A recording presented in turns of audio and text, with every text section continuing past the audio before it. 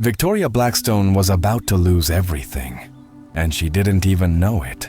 The 52-year-old heiress sat in her corner office on the 47th floor of the Blackstone Tower in Manhattan, her manicured fingers drumming impatiently against the mahogany desk that cost more than most people's cars. The contract in front of her represented the biggest deal of her life, a merger that would either make her the most powerful woman in real estate or destroy the empire her grandfather had built brick by brick. But what she couldn't see, what her Harvard MBA and 20 years of ruthless business dealings hadn't prepared her for, was that the woman quietly mopping the floors behind her held the key to saving her from complete financial ruin. Maria Santos, the invisible 48-year-old janitor who had been cleaning these offices for 7 years, possessed a secret that would change both their lives forever. The irony was devastating. Victoria, who had spent her entire life looking down on people she considered beneath her, was about to be saved by the very person she treated worse than dirt. And Maria, who endured daily humiliation just to pay for her daughter's medical treatments, was about to prove that sometimes the most powerful person in the room is the one no one bothers to notice. This is the story of how one whispered warning would expose decades of lies, reveal hidden genius, and transform two women in ways neither could have imagined. But first, you need to understand exactly how close Victoria came to losing $300 million in a single signature. The morning started like any other in the Blackstone empire. Victoria arrived at 7 sharp, her Louboutin heels clicking across the marble lobby with the precision of a metronome. She never made eye contact with the security guard who greeted her, never acknowledged the receptionist who smiled nervously as she passed. These people were furniture to her, necessary but unworthy of her attention. She stepped into her private elevator, the one that went directly to the 47th floor without stopping, and checked her reflection in the polished steel doors. Everything had to be perfect today. The merger with Titan Industries would either crown her as the undisputed queen of Manhattan real estate or expose her as the fraud she secretly feared she was. What Victoria didn't know was that her perfect world was built on a foundation of lies. And today, those lies were about to come crashing down around her. The contract waiting on her desk contained a clause so devastating, so carefully hidden, that signing it would have given Titan Industries complete control of not just the merger, but every single property in the Blackstone portfolio. But let me tell you about Maria first, because her story is the one that will break your heart and put it back together again. Maria Santos arrived at the Blackstone Tower every morning at 5 a.m., 2 hours before Victoria would even think of leaving her penthouse apartment. She came through the service entrance, invisible to the important people who would fill these halls later. Her uniform was always spotless, her graying hair pulled back in a neat bun, her smile genuine despite the exhaustion that had become her constant companion. She had worked as a janitor for 7 years, ever since her husband Carlos died in a construction accident and left her with mountains of medical debt and a daughter fighting leukemia. Every day, she endured the casual cruelty of people who saw her as less than human, all so she could afford the treatments that kept her 15-year-old daughter Elena alive. What none of them knew, what none of them bothered to discover, was that Maria Santos held a master's degree in international business from Universidad Nacional in Colombia. She had once been a successful financial analyst in Bogota, specializing in detecting fraudulent contracts and hostile takeovers. She spoke 4 languages fluently and could spot financial manipulation from across a room. But that was before Carlos got sick, before they spent every penny they had trying to save him, before they moved to New York chasing a miracle cure that never came. It was before Maria learned that in America, having a foreign degree often meant nothing, and starting over at 41 with a sick husband and daughter meant taking whatever work you could find. The cruel irony was that Maria cleaned the offices of some of the most powerful financial minds in the city, listening to their conversations, watching their deals, seeing their mistakes, and knowing she could help them avoid financial disasters. But who listens to a janitor? Victoria certainly didn't. In 7 years, she had never once looked Maria in the eye, never said thank you, never acknowledged her existence beyond occasionally complaining that the trash hadn't been emptied quickly enough. To Victoria, Maria was as invisible as the air she breathed, and just as unimportant. This morning, as Maria began her cleaning routine on the 47th floor, she could sense something different in the air. There was a tension, an electricity that spoke of big money and bigger risks. She had learned to read these signs over the years, the way animals sense earthquakes before they happen. Victoria was already at her desk when Maria entered the office, her phone pressed to her ear as she barked orders at someone who was clearly terrified of disappointing her. Maria moved silently around the room, emptying wastebaskets and dusting surfaces, her movements practiced and efficient. "I don't care what the lawyers say," Victoria was saying, her voice sharp enough to cut glass. "This deal closes today. Titan Industries has been circling us for months, and I'm not giving them another opportunity to change the terms. The contracts are finalized. The board has approved everything. And I am not about to let some last-minute legal mumbo-jumbo cost us this merger." Titan Industries. Where had she heard it? "Richard wants to review the subsidiary clauses one more time," Victoria continued, her impatience growing. "I told him we don't have time for his paranoia. The contracts are solid. My legal team has gone through every line, every comma, every semicolon. There are no surprises." 3 months ago, she had been cleaning the office of another executive, a man who had been celebrating what he thought was a brilliant merger with the same company. She remembered the champagne, the congratulations, the absolute certainty that he had outsmarted everyone. 2 weeks later, that same man was clearing out his office in disgrace. Titan Industries had somehow gained control of his entire company through subsidiary clauses buried so deep in the contract that even his lawyers had missed them. He lost everything, his reputation destroyed, his family's wealth evaporated overnight. Maria's hands trembled as she continued cleaning, her mind racing. She wanted to speak up, wanted to warn Victoria, but who was she to interrupt? She was just the janitor. Victoria would probably have security escort her out for even daring to speak. But as the morning progressed, as more executives arrived for what they clearly thought was a celebration, Maria couldn't shake the feeling that she was watching a lamb being led to slaughter. Every instinct she had developed during her years as a financial analyst was screaming that something was wrong. She tried to convince herself it wasn't her problem. Victoria had never shown her an ounce of kindness or respect. She had been cold, dismissive, sometimes even cruel. Just last week, Victoria had berated her in front of a room full of executives because there was a single streak on one of the windows. She had called Maria incompetent and threatened to have her fired if it happened again. Why should Maria care if Victoria was about to make the biggest mistake of her life? But as she watched Victoria preparing for the signing ceremony, as she saw the confidence and arrogance in every gesture, Maria couldn't help but think about Elena, her daughter who was fighting for her life in a hospital bed. Elena, who still believed that people were fundamentally good, that the world was fair, that if you worked hard and treated others with kindness, good things would happen to you. What would Elena think if she knew her mother had the power to save someone from financial ruin and chose to stay silent out of spite? The morning flew by in a blur of final preparations. Victoria's assistant, a nervous young man named David, ran back and forth coordinating with the legal team, the board members, and the Titan Industries representatives who would arrive at 2 p.m. for the signing ceremony. Maria watched it all unfold as she worked, her trained eye catching details that everyone else missed. The way David's hands shook slightly when he handled the contracts. The way Victoria's lawyer kept checking and rechecking the same pages, his brow furrowed with uncertainty.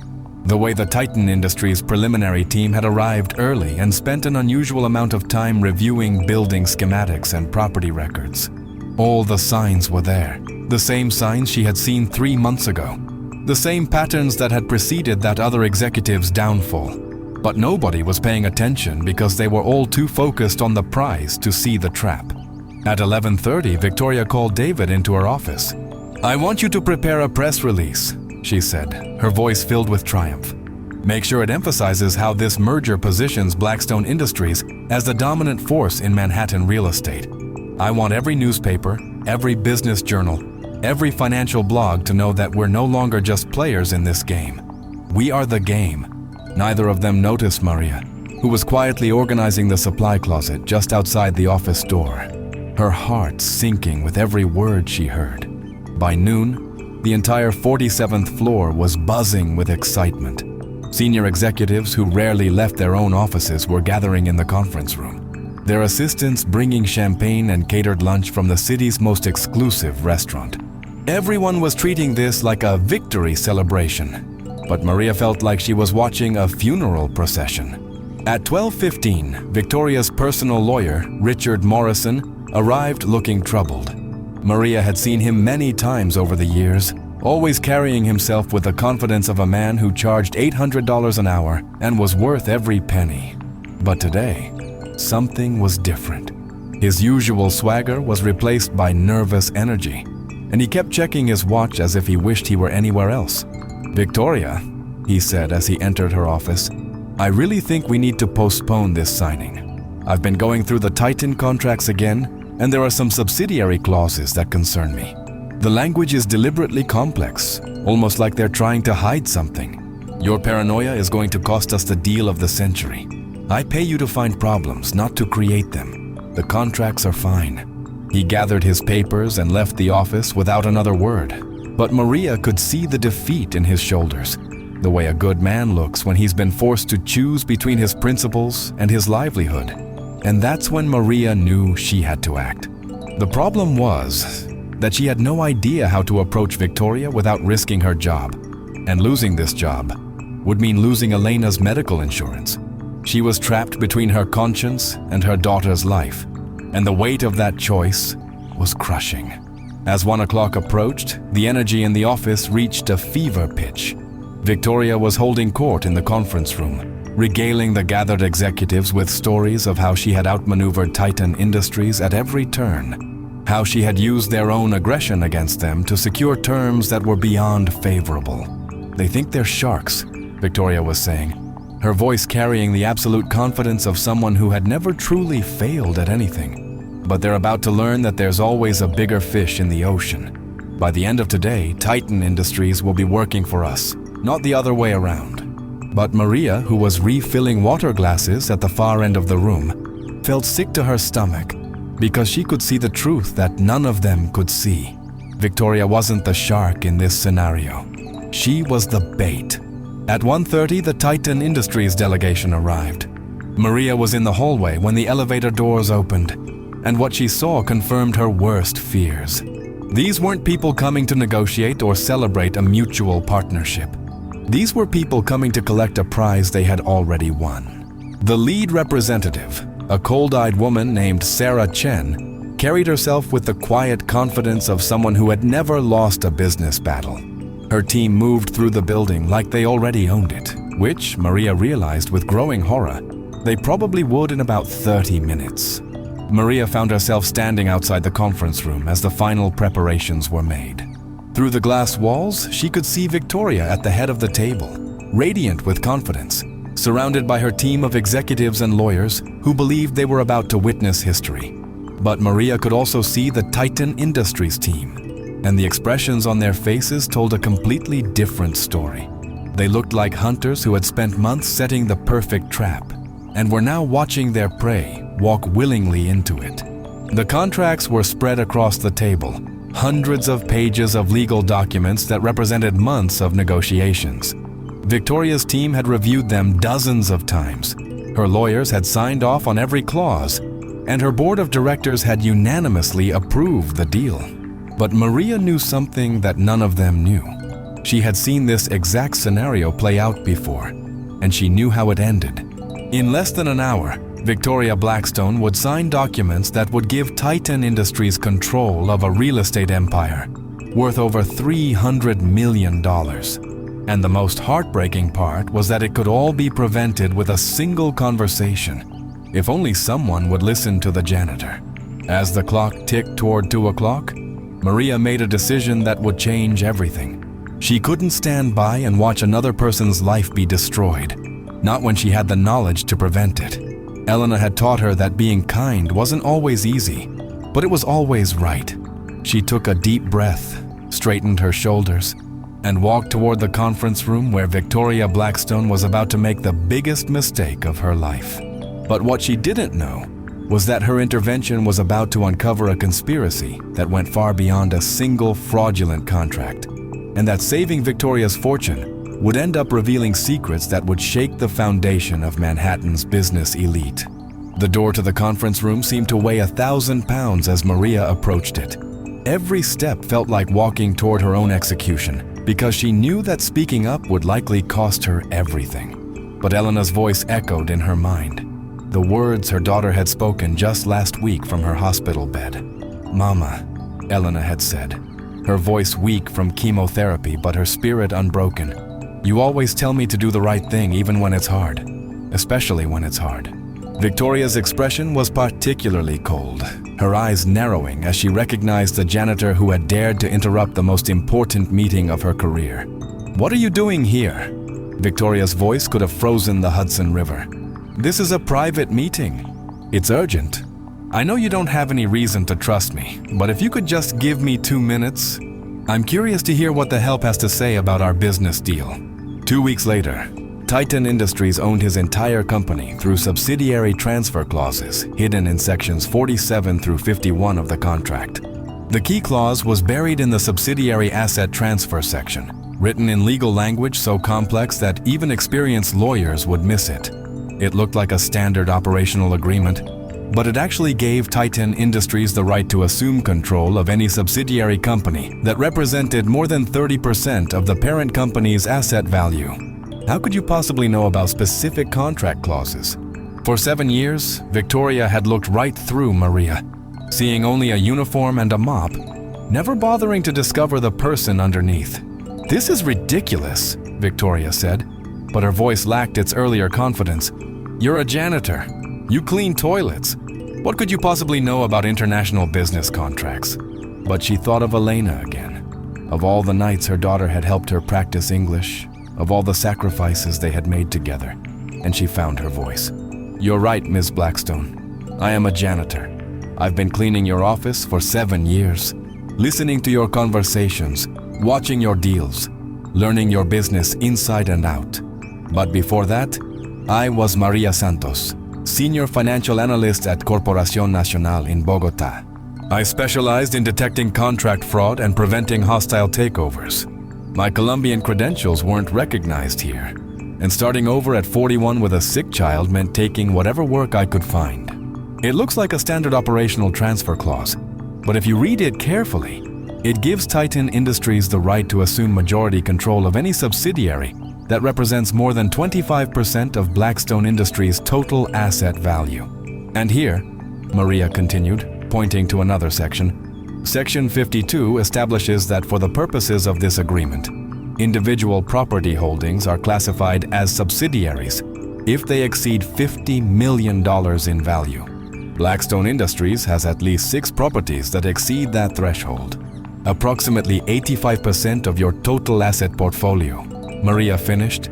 Within 6 months of signing this contract, Titan Industries would effectively own Blackstone Industries, and there would be nothing you could do to stop it. The Titan Industries team was maintaining their composure, but Maria could see the fury in Sarah Chen's eyes. "This is preposterous," Sarah Chen said, her voice cutting through the noise. "Miss Blackstone, surely you're not going to let your cleaning lady dictate your business decisions. These clauses are standard operational language, nothing more. The key language is spread across 12 different sections, written in 3 different legal styles, and cross-referenced through subsidiary documents that most lawyers would consider routine. You would need to read the entire contract as a single, interconnected document to see the pattern. My grandfather's company, my family's legacy, everything." Victoria was looking at Maria with new eyes, seeing her clearly for the first time in 7 years. "Why?" she asked quietly. "Why did you warn me? I haven't always been..." For 7 years, she had treated Maria as invisible, as less than human, never once considering that this woman had a life, a family, struggles that made Victoria's business problems seem trivial in comparison. "Your daughter is sick?" Victoria's voice was barely audible. "Elena is 15. She's been fighting acute lymphoblastic leukemia for 3 years. The treatments are experimental and expensive, but she's responding well. She's the strongest person I know. Maria's voice was filled with pride and love. She always asks me about my day, about the people I meet. She would have been very disappointed in me if I had let you walk into this trap without trying to help. I never asked. If Maria is correct, and I believe she is, then we cannot sign these contracts under any circumstances. Santos, that signature is not going to happen. This meeting is over. Board members demanded explanations for how such a sophisticated deception had nearly succeeded. The media began calling within hours, somehow having gotten wind of the story. But through it all, Victoria kept glancing at Maria, who had quietly returned to her cleaning duties, as if nothing extraordinary had happened. The woman who had just prevented a financial catastrophe worth hundreds of millions of dollars was now emptying wastebaskets and wiping down conference tables with the same quiet efficiency she had shown for 7 years. It was David, Victoria's assistant, who finally put voice to what everyone was thinking. "Miss Blackstone," he said hesitantly, "shouldn't we do something? I mean, Maria just saved the company. Shouldn't there be some kind of reward, some recognition?" "Maria," she said, and the janitor looked up in surprise at being addressed directly by name. "I need to ask you something, and I need you to be completely honest with me."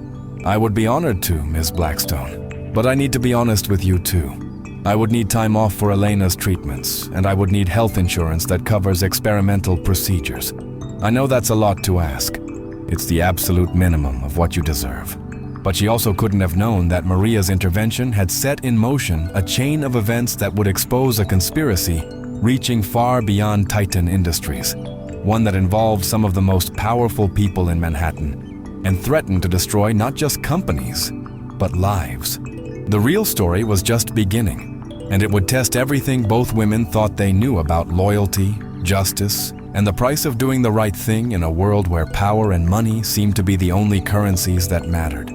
As the sun set over Manhattan, casting long shadows across the 47th floor of Blackstone Tower, Victoria Blackstone and Maria Santos stood at the beginning of a partnership that would challenge everything they thought they knew about themselves and each other. But what neither of them realized was that saving Blackstone Industries from Titan's takeover had painted a target on both their backs, and that the real battle for survival was about to begin. The first sign that their troubles were far from over came the very next morning. Victoria arrived at her office to find her computer system had been hacked overnight. Every file, every contract, every piece of sensitive financial information had been accessed and copied. The breach was sophisticated, professional, and clearly the work of someone with unlimited resources and a very personal vendetta. "They didn't just steal our information," David reported, his face pale as he read from the cybersecurity report. "They left a message. It just says you should have signed the contract, and it's signed with Titan Industries logo." As she dug deeper into Titan Industries' background with Maria's help and expertise, they uncovered a web of corruption that reached into the highest levels of Manhattan's business elite. Maria had been officially promoted to senior financial analyst, her new office just down the hall from Victoria's, but she still arrived at 5 a.m. every morning. Old habits died hard, but now instead of mopping floors, she was analyzing financial records and tracing money trails that others had missed. "Victoria," Maria said, bursting into her office 3 days after the failed signing, her arms full of documents and her eyes bright with discovery. "I found something. Titan Industries isn't just trying to take over companies. They're part of something much bigger. 7 of them succeeded using the exact same contract language we saw in our deal. And look at this." She drew lines connecting the properties, revealing a clear pattern. "They're building a corridor," Victoria whispered, understanding flooding through her. "But for what?" "Something about a new transportation hub that would connect Manhattan to 3 different airports simultaneously. And the government would have no choice but to pay whatever price they demanded for the land. And besides," Maria pointed to another document, "look who's on Titan Industries' board of advisors. Going to the authorities could be walking straight into a trap." She found herself thinking about Elena too, the 15-year-old girl fighting for her life while her mother worked tirelessly to pay for her treatments. Victoria had never had children, had never wanted the responsibility or the vulnerability that came with loving someone that completely. But watching Maria's devotion to her daughter had awakened something in Victoria that she hadn't known existed. The next morning brought new complications. Richard Morrison called an emergency meeting, his usual confidence replaced by barely controlled panic. "Victoria, we have a problem. 3 different government agencies want to audit our books. The IRS, the SEC, and the Department of Justice, all claiming routine investigations, all demanding access to exactly the same financial records that were stolen in the cyber attack. If we cooperate with the audit, they'll find ways to destroy us legally. If we don't cooperate, they'll destroy us anyway for obstruction. What if we lead it? We need evidence that's solid enough to protect us, and we need to present it to the right people. People who aren't part of the conspiracy." But it was Victoria's connections and business instincts that helped them identify the one person in government they could trust. Agent Rebecca Thompson from the FBI's Financial Crimes Division had a reputation for absolute integrity and a personal hatred of corruption that bordered on obsession. The meeting was arranged for a Saturday morning in a small cafe in Queens, far from the Manhattan power corridors where everyone knew everyone else. Victoria arrived nervous but determined, carrying a briefcase full of evidence that could either vindicate them or get them killed. Agent Thompson was younger than Victoria had expected, maybe 40, with the kind of sharp intelligence that missed nothing and forgot even less. She listened without interruption as Victoria and Maria laid out their case, occasionally asking questions that proved she understood both the financial complexities and the political implications of what they were describing. "What you're alleging," Agent Thompson said finally, "is a conspiracy involving federal senators, federal judges, and millions of dollars in illegal insider trading. The kind of case that either makes careers or ends them. But we also know that if we don't do something, Titan Industries will continue destroying companies and lives until someone stops them. Because someone taught me that doing the right thing isn't about what you get out of it. It's about who you choose to be. You'll be under constant surveillance, both by us and by them. There will be death threats, legal harassment, and attempts to destroy your reputations. Are you prepared for that?" But Maria had changed her, had shown her that there were things more important than money, values worth fighting for even when the odds seemed impossible. "Yes," Victoria said firmly, "we're prepared." There were indeed death threats, legal challenges, and coordinated attacks on their reputations. Titan Industries and their allies struck back with everything they had. They tried to have Maria deported, claiming her work visa was fraudulent. They sued Victoria for defamation, tying up her assets in legal proceedings. They planted stories in business journals questioning her competence and suggesting that Blackstone Industries was facing financial ruin. But Victoria and Maria faced every challenge together, their partnership growing stronger under pressure. Victoria used her wealth and connections to fight the legal battles, while Maria's analytical skills helped the FBI trace the money trails that would ultimately bring down the conspiracy. The breakthrough came when Maria discovered that Titan Industries had made a critical mistake. In their arrogance, they had used the same shell company structure for all their acquisitions, and that structure led directly back to a numbered account in the Cayman Islands controlled by Senator Patterson himself. "They got greedy," Maria explained to Agent Thompson as they reviewed the evidence. "They thought they were untouchable, so they didn't bother to vary their methods. Every acquisition follows the exact same pattern. Every payment goes through the exact same channels." But the biggest arrest of all was Sarah Chen, the Titan Industries executive who had tried to steal Victoria's company. When the FBI raided her Manhattan penthouse, they found evidence of 12 other acquisition schemes in progress, targeting companies worth over $5 billion. The trial lasted 8 months and dominated headlines around the world. Victoria and Maria testified for 3 days, their partnership and friendship evident to everyone watching. The evidence they had compiled was so comprehensive, so damning, that the defense attorneys could do little more than plea for leniency. In the end, Patterson received 25 years in federal prison. Hayes got 20 years. Chen received 30 years and forfeiture of all assets acquired through the conspiracy. Dozens of other participants received sentences ranging from 5 to 15 years. But the real victory wasn't in the courtroom. It was in the changes that the investigation brought to both women's lives. Victoria had always defined success in terms of money and power, but watching Maria sacrifice everything to expose corruption had taught her a different definition of wealth. She established the Elena Santos Foundation, dedicated to providing healthcare and educational opportunities for children of immigrants, funded with $50 million from her personal fortune. Maria's transformation was even more dramatic. Her work on the Titan Industries case had established her as one of the foremost experts on financial crime detection in the country. Law enforcement agencies and corporations from around the world sought her expertise, and she commanded consulting fees that made her wealthy beyond her wildest dreams. But the most important change was in Elena's health. The experimental treatments that Maria's new salary made possible had worked better than anyone dared hope. Elena's cancer went into complete remission, and the 15-year-old who had inspired her mother's courage was declared cancer-free on the same day that Sarah Chen was sentenced to 30 years in prison. The celebration party was held in the penthouse conference room of Blackstone Tower, the same room where Maria had once risked everything to save Victoria's company. Elena was there, healthy and vibrant, her smile lighting up the room as she met the people who had fought so hard to give her a future. Victoria watched Elena laughing with her mother, saw the joy and relief in Maria's eyes, and felt a satisfaction deeper than any business victory she had ever achieved. This was what real success looked like. Not a number in a bank account, but the knowledge that you had used your power and privilege to make the world a better place. "Thank you," Elena said to Victoria, as the party wound down, her English perfect despite the slight accent that reminded everyone of her heritage. "Mama told me you could have stayed silent, could have let the bad people win, but you chose to fight instead. I should be thanking you for sharing her with me." She had found purpose. The years that followed were filled with new challenges and new triumphs.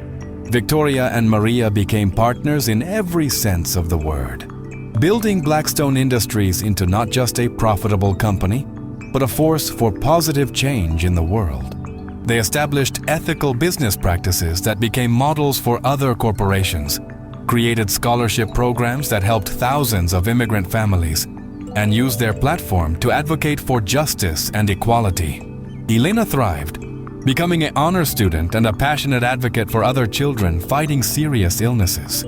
She often spoke at fundraising events for the foundation that bore her name, her story inspiring donors and giving hope to families facing their own medical crises. Maria never forgot her roots or the lessons she had learned during her years as a janitor. She insisted that all Blackstone Industries employees, regardless of their position, be treated with dignity and respect. She knew from personal experience how much difference a kind word or gesture of recognition could make in someone's life. Victoria became a different kind of leader, one who listened more than she spoke, who asked about her employees' families and remembered their children's names.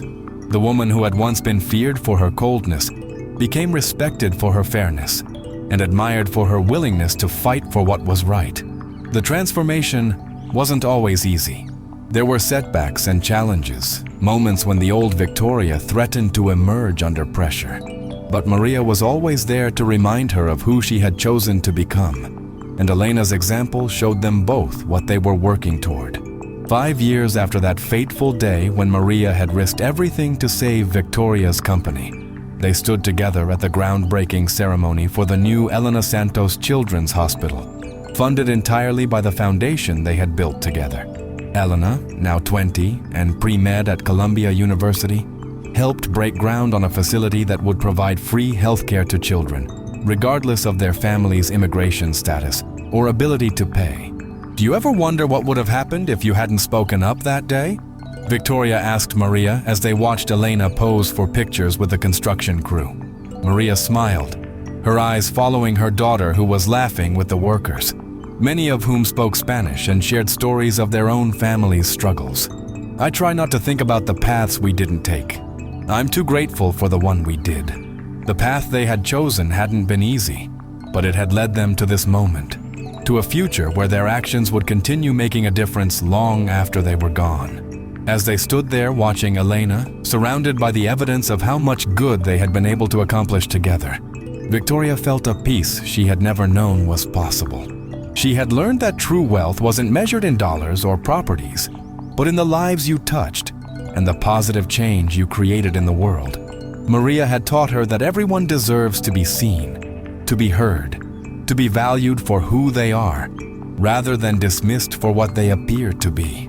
Elena had shown them both that hope and determination could overcome even the darkest circumstances.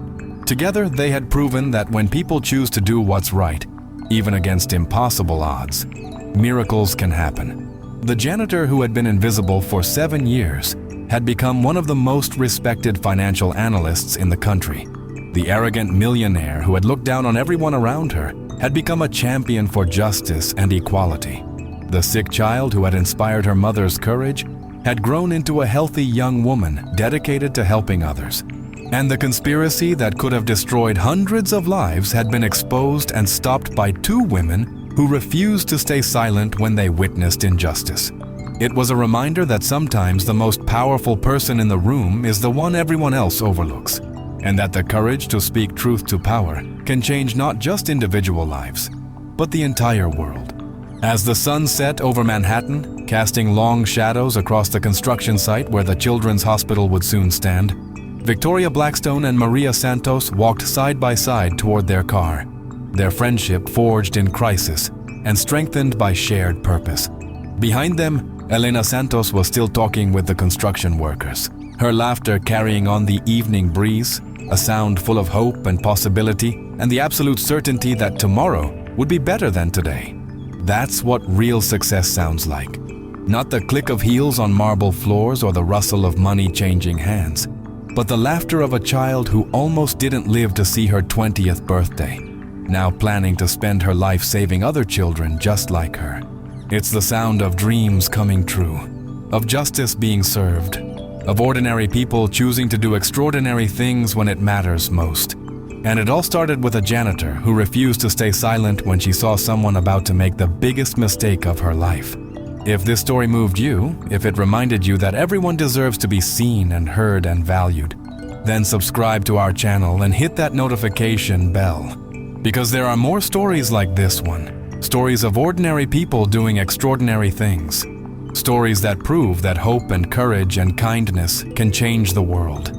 Share this video with someone who needs to be reminded that their voice matters, that their actions can make a difference, that no matter how invisible they might feel, they have the power to change someone's life. Because in the end, we're all just people trying to do our best in a complicated world. And sometimes the most important thing we can do is simply refuse to look away when someone needs our help. Sometimes the person who saves the day is the one no one expected, the one everyone overlooked, the one who had been there all along just waiting for someone to give them a chance to shine.